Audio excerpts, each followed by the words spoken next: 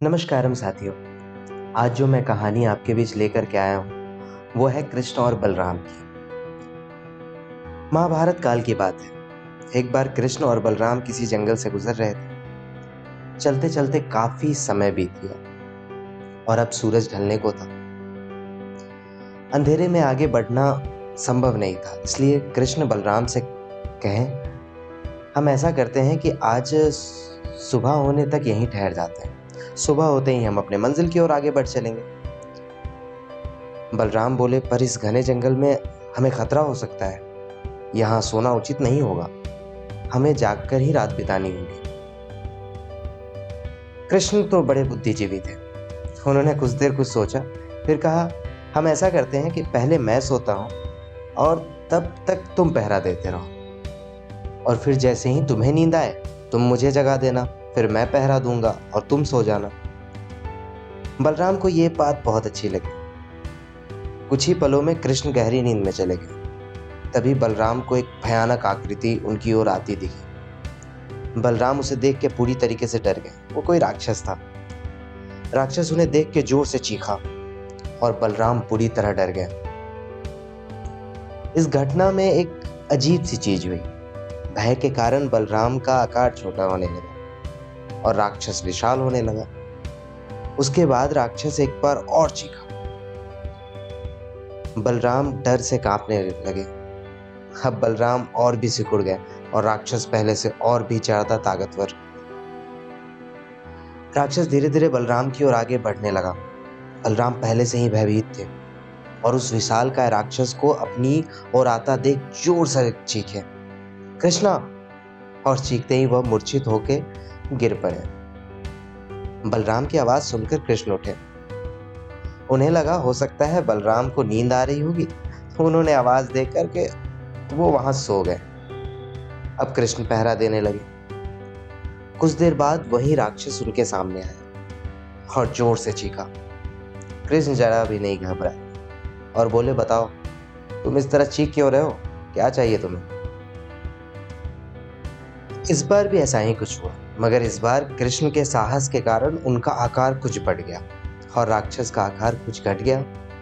राक्षस को पहली बार कोई ऐसा मिला था जो उससे डर नहीं रहा था। घबराहट में वह फिर से जोर से चीखा। कृष्ण इस बार भी नहीं डरे और उनका आकार और भी बड़ा हो गया। एक आखिरी प्रयास, राक्षस ने पूरी ताकत से चीखा। इस बार कृष्ण मुस्कुरा उठे और फिर से बोले, बताओ तो, क्या चाहिए तुम्हें? तुम इतना चीख क्यों रहे हो?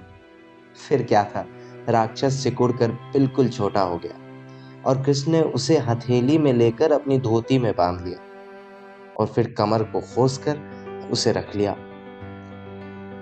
कुछ ही देर बाद सुबह हो गई। कृष्ण ने बलराम को उठाया और आगे बढ़ने के लिए कहा। वे धीरे धीरे आगे बढ़ने लगे। तभी बलराम उत्तेजित होते हुए बोले, पता है कल रात क्या हुआ था? एक भयानक राक्षस हमें मारने आया था। कृष्ण बोले, अच्छा, रुको रुको। उन्होंने अपनी धोती से उस राक्षस को निकाला और बलराम को दिखाया। क्या यही था वो? बलराम ने कहा, हाँ, ये तो वही है, पर कल जब मैंने इसे देखा था तब तो ये बहुत बड़ा था। ये इतना छोटा कैसे हो गया?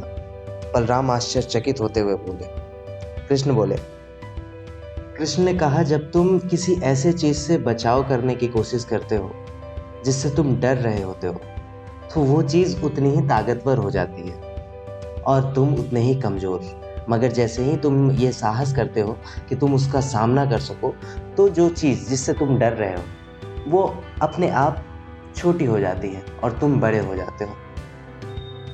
असल में वहाँ पे इस कहानी में इस चीज़ को नहीं दर्शाया जा रहा है कि कृष्ण छोटे हो रहे थे या बलराम छोटा हो रहा था।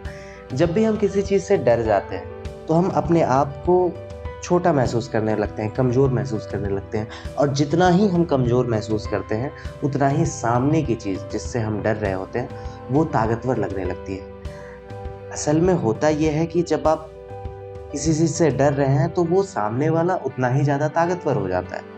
अगर सामने वाले पे आप हावी हो जाते हैं तो फिर सामने वाला अपने आप कमज़ोर हो जाता है।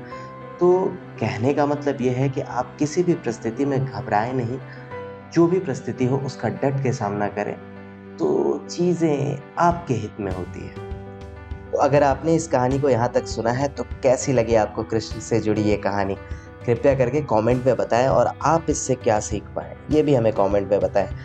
हमारे चैनल को सब्सक्राइब करें और अगर स्टोरी पसंद आई हो तो इसे शेयर भी करें। धन्यवाद।